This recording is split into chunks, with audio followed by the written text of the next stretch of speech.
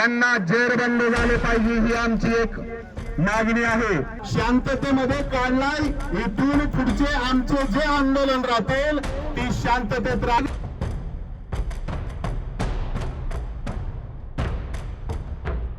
त्यांना जेरबंद झाले पाहिजे ही आमची एक मागणी आहे। अहो एवढी यांची क्रूरता, काल आम्ही सर्वजण एसपी ऑफिसला गेलो, एसपी साहेबांची रेड घेतली आणि त्या ठिकाणी एसपीच्या कार्यालय तर शांततेमध्ये काढलेला आहे, शांततेमध्ये काढलाय, इथून पुढचे आमचे जे आंदोलन राहतील ती शांततेत राहील। त्यांना जेरबंद झाले पाहिजे ही आमची एक मागणी आहे। अहो एवढी यांची क्रूरता, काल आम्ही सर्वजण एसपी ऑफिसला गेलो, एसपी साहेबांची रेड घेतली आणि त्या ठिकाणी एसपीच्या कार्यालय तर शांततेमध्ये काढलेला आहे, शांततेमध्ये काढलाय, इथून पुढचे आमचे जे आंदोलन राहतील ती शांततेत राहील। त्यांना जेरबंद झाले पाहिजे ही आमची एक मागणी आहे। शांततेमध्ये काढलाय, इथून पुढचे आमचे जे आंदोलन राहतील ती शांततेत राहील।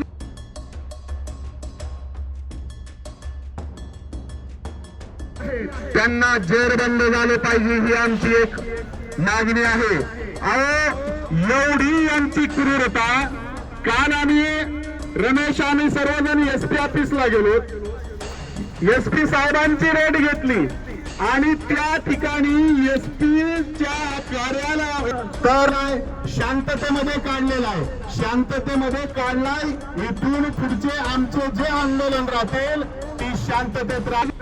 त्यांना जेरबंद झाले पाहिजे ही आमची एक मागणी आहे।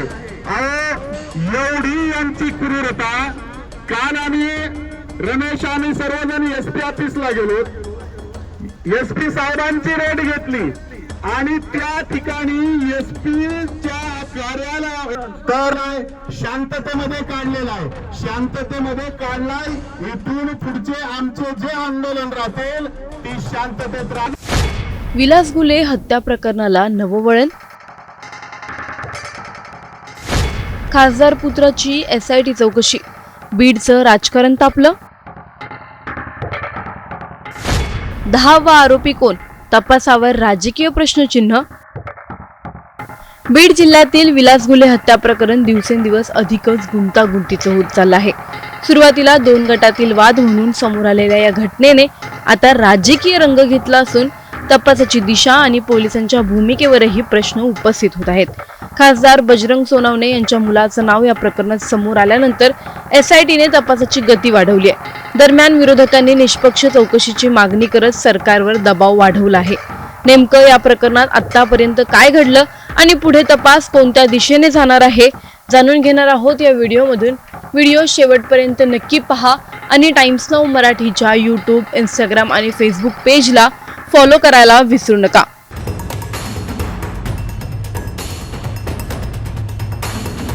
बीडच्या केज तालुक्यातील टाकळी येथे झालेल्या विलास घुले यांच्या हत्येने संपूर्ण जिल्ह्यात संतापाची लाट उसळली आहे। एका स्थानिक वादातून सुरू झालेली घटना काही क्षणात जीवघेण्या हल्ल्यात बदलली आणि त्यात विलास घुले यांचा मृत्यू झाला। त्यानंतर कुटुंबियांनी आणि ग्रामस्थांनी या हत्येमागे केवळ अटक करण्यात आलेले आरोपी नसून काही प्रभावशाली व्यक्तींचाही सहभाग असल्याचा संशय व्यक्त केला। याच पार्श्वभूमीवर बीडचे खासदार बजरंग सोनवणे यांचे पुत्र सौरभ सोनवणे यांचं नाव चर्चेत आलं आणि या प्रकरणाने एक नवं राजकीय वळण घेतलं। कुटुंबियांच्या तक्रारीनंतर आणि वाढत्या जनआक्रोशानंतर पोलिसांनी विशेष तपास पथक अर्थात एसआयटीची स्थापना केली। तपासादरम्यान सौरभ सोनवणे यांचे नाव संशयित म्हणून नोंदवण्यात आल्यानंतर एसआयटीने त्यांच्या निवासस्थानी भेट देत सीसीटीव्ही फुटेजसह विविध पुराव्यांची तपासणी केली। त्यानंतर त्यांना चौकशीसाठीही पाचारण करण्यात आले। मात्र सौरभ सोनवणे यांनी आपल्यावरील सर्व आरोप फेटाळून लावत या प्रकरणाशी कोणताही संबंध नसल्याचा दावा केला आहे। घटनेच्या वेळी आपण अन्य ठिकाणी असल्याचा आणि त्यासंबंधीचे पुरावे तपास यंत्रणेकडे उपलब्ध असल्याचाही त्यांनी दावा केला आहे। दरम्यान या प्रकरणावरून राजकीय आरोप प्रत्यारोप अधिक तीव्र झाले आहेत। आमदार धनंजय मुंडे यांनी तपास निष्पक्ष आणि कोणत्याही दबावाशिवाय होण्याची मागणी करत सर्व संबंधितांची चौकशी करून सत्य समोर आणण्याची भूमिका घेतली आहे. माजी खासदार प्रीतम मुंडे यांनी मंत्री पंकजा मुंडे यांनीही पीडित कुटुंबाला न्याय मिळावा यासाठी तपासात कोणतीही ढिलाई होता कामा नये असं स्पष्ट केलं आहे. दुसरीकडे खासदार बजरंग सोनवणे यांनी आपल्या मुलावर लावण्यात आलेले आरोप राजकीय हेतूने प्रेरित असल्याचा दावा करत तपासात पूर्ण सहकार्य करण्याची तयारी दर्शवली आहे. या प्रकरणात आतापर्यंत अनेक आरोपींना अटक करण्यात आली असली तरीही तपास अजूनही सुरू आहे. पुरवणी जबाब, डिजिटल पुरावे, सीसीटीव्ही फुटेज आणि तांत्रिक तपासांच्या आधारे SIT पुढील कारवाई करत आहे. त्यामुळे या तपासातून आणखी कोणती नवी माहिती समोर येणार, संशयिताची भूमिका काय ठरणार आणि पोलिसांकडे पुरेसे ठोस पुरावे जमा होणार का याकडे संपूर्ण राज्याचं लक्ष लागलं आहे. या हत्येच्या तपासाचा निष्कर्ष केवळ एका गुन्ह्यापुरता मर्यादित राहणार नाही तर तो बीडच्या राजकारणावरही परिणाम करणारा ठरू शकतो. आता या प्रकरणातील सर्वात मोठा प्रश्न असा, SITच्या तपासातून नेमकं सत्य समोर येईल का? राजकीय आरोप आणि प्रत्यारोपांमुळे तपासावर परिणाम होईल की सर्व संबंधितांची निष्पक्ष चौकशी करून दोषींवर कारवाई होईल? या प्रकरणाबद्दल तुमचं मत काय? तपास योग्य दिशेने सुरू आहे असं तुम्हाला वाटतं का? तुमच्या प्रतिक्रिया आम्हाला कमेंटमध्ये नक्की कळवा. व्हिडिओ आवडल्यास लाईक व शेअर करायला विसरू नका. तसंच अशा नवनवीन अपडेटसाठी आणि माहितीपूर्ण व्हिडिओजसाठी टाइम्स नाऊ मराठीला नक्की फॉलो करा.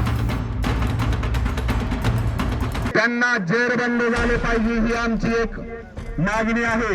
शांततेमध्ये काढलाय, इथून पुढचे आमचे जे आंदोलन राहतील ती शांततेत राहील.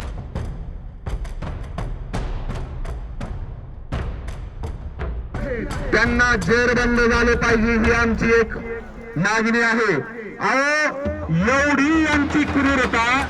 काल आम्ही रमेश आम्ही सर्वजण SP ऑफिसला गेलो. SP साहेबांची रेड घेतली आणि त्या ठिकाणी SPच्या कार्यालयात तर शांततेमध्ये काढलेला आहे.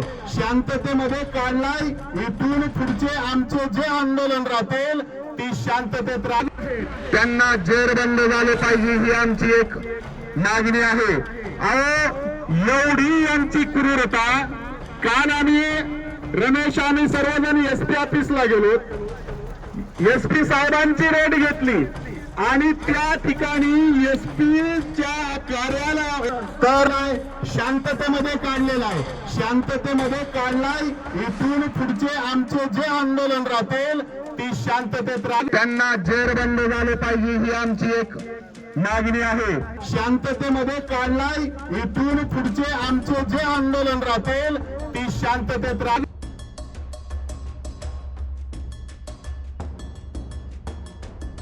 त्यांना जेरबंद झाले पाहिजे ही आमची एक मागणी आहे. अहो, एवढी यांची क्रूरता. काल आम्ही रमेश आम्ही सर्वजण SP ऑफिसला गेलो. SP साहेबांची रेड घेतली आणि त्या ठिकाणी SPच्या कार्यालयात तर शांततेमध्ये काढलेला आहे. शांततेमध्ये काढलाय, इथून पुढचे आमचे जे आंदोलन राहतील ती शांततेत राहील. त्यांना जेरबंद झाले पाहिजे ही आमची एक मागणी आहे. अहो, एवढी यांची क्रूरता. काल आम्ही रमेश आम्ही सर्वजण SP ऑफिसला गेलो.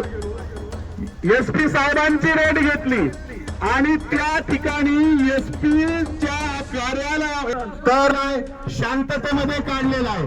शांततेमध्ये काढलाय, इथून पुढचे आमचे जे आंदोलन राहतील ती शांततेत राहील.